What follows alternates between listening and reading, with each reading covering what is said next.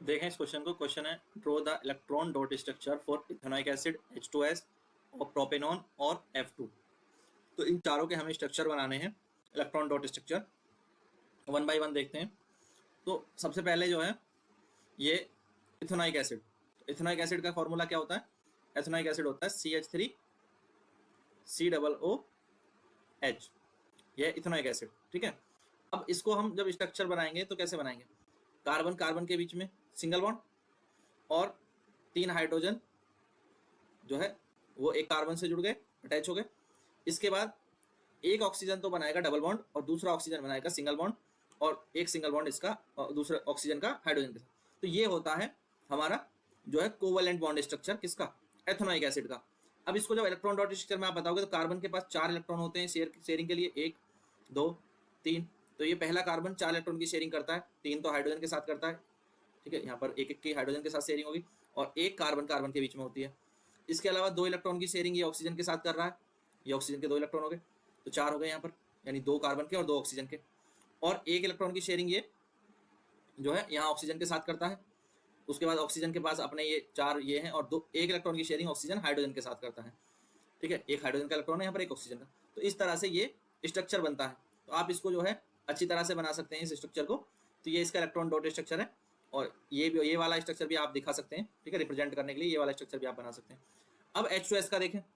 अब H2S का जब आप देखोगे तो ये क्लियर कर देता हूँ, देखो, ठीक है। H2S तो सल्फर है, और सल्फर एक एक इलेक्ट्रॉन की शेयरिंग करता है किसके साथ? हाइड्रोजन के साथ, एक इलेक्ट्रॉन की शेयरिंग। तो सल्फर के पास अपने कितने होते हैं? 6।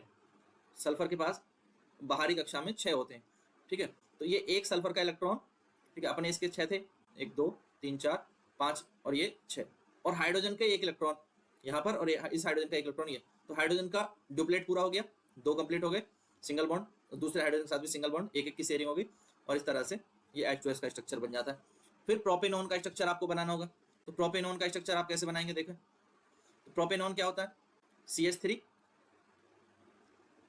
C double bond O CH3, ये होता है प्रोपेनॉन, ठीक है। अब प्रोपेनॉन का स्ट्रक्चर आपने बनाया, देखो, कार्बन कार्बन के 4 बॉन्ड होते हैं। तो पहले कार्बन 3 हाइड्रोजन के साथ यहाँ जुड़ा, पहला कार्बन, और एक सिंगल बॉन्ड इसने कार्बन के साथ बनाया, और डबल बॉन्ड बनाया ऑक्सीजन के साथ, फिर सिंगल बॉन्ड कार्बन कार्बन के बीच, 3 कार्बन है जिसका नाम प्रोप है, ठीक है। और तीसरा कार्बन जो है वो भी 3 हाइड्रोजन के साथ जुड़ जाएगा। तो ये तो इसका हो गया स्ट्रक्चर।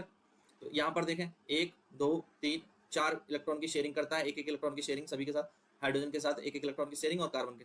फिर इसका 1 2, ये एक एक की शेयरिंग तो कार्बन कार्बन के बीच हो गया, 2 इलेक्ट्रॉन की शेयरिंग करता है ऑक्सीजन के साथ, डबल बॉन्ड बनाता है। फिर ये जो कार्बन है तीसरा वाला, ये एक की शेयरिंग तो इसकी कार्बन के साथ हो ही रही है, और एक एक ये हाइड्रोजन के साथ शेयर करता है, 3 हाइड्रोजन के साथ एक एक इलेक्ट्रॉन शेयर करता है। इस तरह से ये अपना ऑक्टेट पूरा करता है, और यहाँ हाइड्रोजन का भी डुप्लेट पूरा हो जाता है, और ऑक्सीजन का भी जो है ऑक्टेट कंप्लीट हो जाता है। तो सबके ऑक्टेट कंप्लीट हो जाते हैं, स्ट्रक्चर हमारा ये बनके आ जाता है। ये है प्रोपेनॉन का स्ट्रक्चर।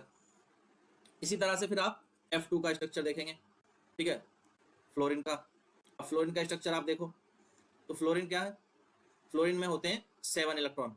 तो फ्लोरीन के बीच में सिंगल बॉन्ड बनता है, एक एक इलेक्ट्रॉन की शेयरिंग होती है, 6 ये रहे इसके अपने, और 7वां एक इलेक्ट्रॉन ये यहाँ शेयर कर लेता है, और ऐसे ही इसका 7वां इलेक्ट्रॉन शेयर हो जाता है, और 6 इसके ये रहे, 7 होते हैं। तो अब जब ये इन दोनों को एक साथ देखोगे तो इसके 8 पूरे हो गए, और इसके भी 8 पूरे हो गए।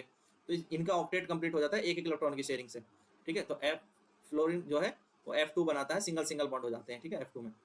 तो इस तरह से ये स्ट्रक्चर बनते हैं। तो ये आप ड्रॉ कर लेंगे, क्लियर है।